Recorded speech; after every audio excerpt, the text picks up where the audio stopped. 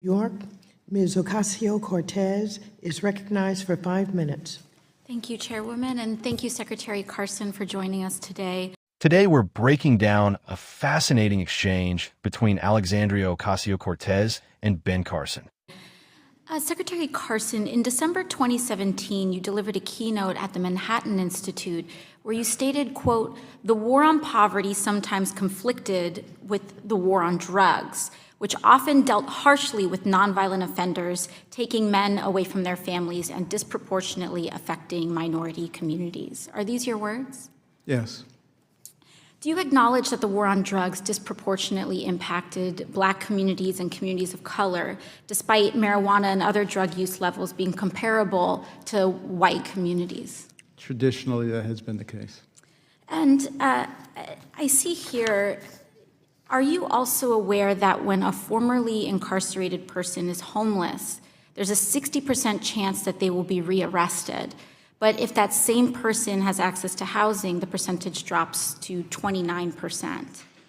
Housing is one of the factors that is beneficial in preventing recidivism. Mm-hmm. I'm concerned here that the war on drugs has not been solely limited to incarceration, and that the negative impact of the war on drugs has not been limited to incarceration. But also we had legislated rippling effects that also seems to have been codified in our housing system.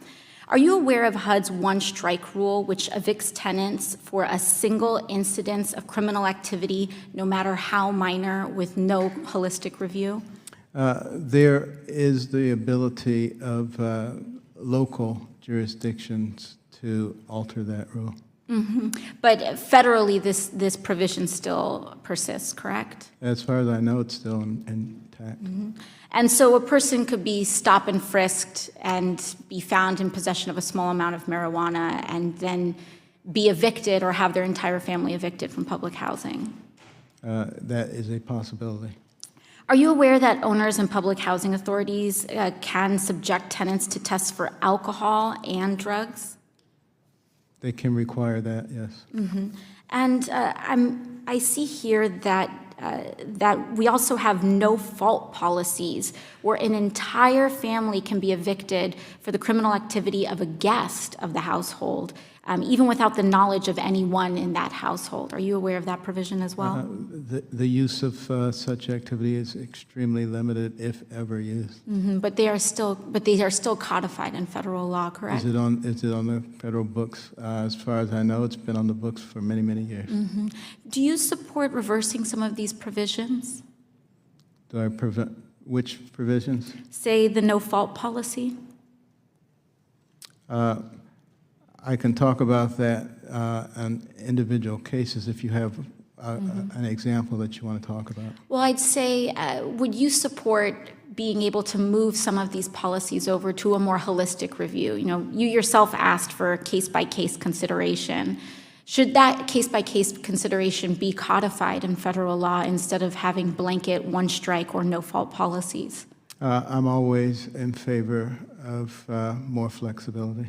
Well, I'm happy to hear that, Secretary Carson. I'd also like to highlight there's been much talk about the issue with NYCHA and public housing, and it's horrifying, the conditions that are happening in NYCHA. It's horrifying that people are living through winter without heat, opening their ovens to try to make sure that they're able to sleep through the night.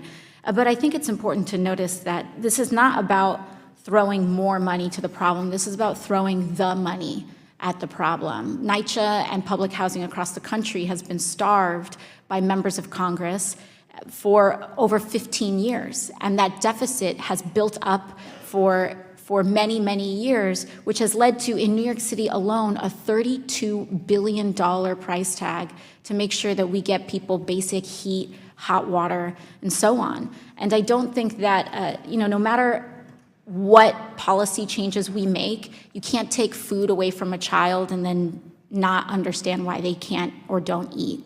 And I think that that's exactly what's happening with our public housing program. Chairwoman, I would like to seek unanimous consent to submit to the record a New York Times article on what it would take to fix New York's public housing. Without objection, such is the order.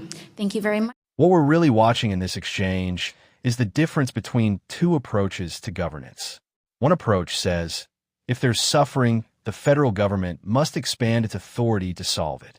The other says, problems are complex, incentives matter, local control matters, and throwing money at structurally broken systems often entrenches the very dysfunction we claim to oppose. When AOC says you can't take food away from a child and then not understand why they don't eat, it's a powerful metaphor. But conservatives would argue something slightly different. You also can't build a system that traps families in generational dependency and then act surprised when outcomes stagnate. Public housing reform isn't just about compassion. It's about incentives. It's about accountability. It's about whether federal law should operate as a blunt instrument or whether administrators should have room to exercise judgment. And in that room, Carson consistently sided with flexibility, not ideological rigidity, not blanket enforcement. Flexibility. That nuance matters. Beneath the surface-level talking points, it reveals the philosophical divide shaping American policy debates right now. If you found this breakdown helpful, make sure you subscribe, hit that notification bell, and share this video with someone who only saw the headline version of this hearing. Let's keep having real conversations about policy, accountability, and what actually works.